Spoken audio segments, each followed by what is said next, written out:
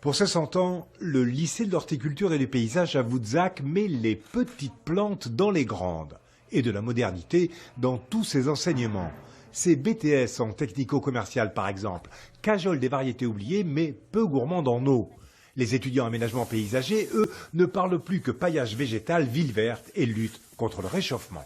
Il y a pas mal de gens qui mettent des plantes grimpantes sur les façades des maisons en ville, juste pour isoler leur maison en été. Ça évite d'acheter un climatiseur, ça évite plein de choses. Et c'est écologique. Il revient de Montréal et a partagé la conception d'un potager sur le toit d'un centre commercial, le circuit le plus court du monde. Eux-mêmes apportent des solutions, eux-mêmes apportent les solutions techniques, les idées, ils savent tout à fait comment il faut faire, donc on va du coup beaucoup plus loin en termes de réflexion et en termes de solutions pratiques. Cette classe de première, elle, se rend sur une drôle de parcelle où on mélange céréales, potager, verger.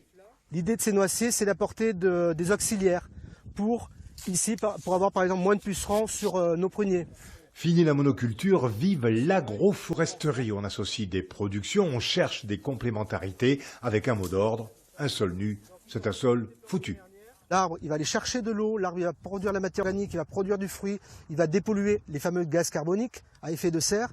L'arbre, je veux dire qu'il faut en planter partout, il ne faut pas avoir peur de planter des arbres. Ou comment bouleversements climatiques rendent obsolètes 100 ans de leçons d'agronomie. On ne peut plus maintenant, c'est un temps qui a passé, maintenant il faut aller vers le futur et trouver de nouvelles techniques. Il faut y croire parce que bientôt on n'aura que ça, c'est l'avenir de l'agriculture. Au final, plus il fait chaud, plus eux se refusent à en faire les frais.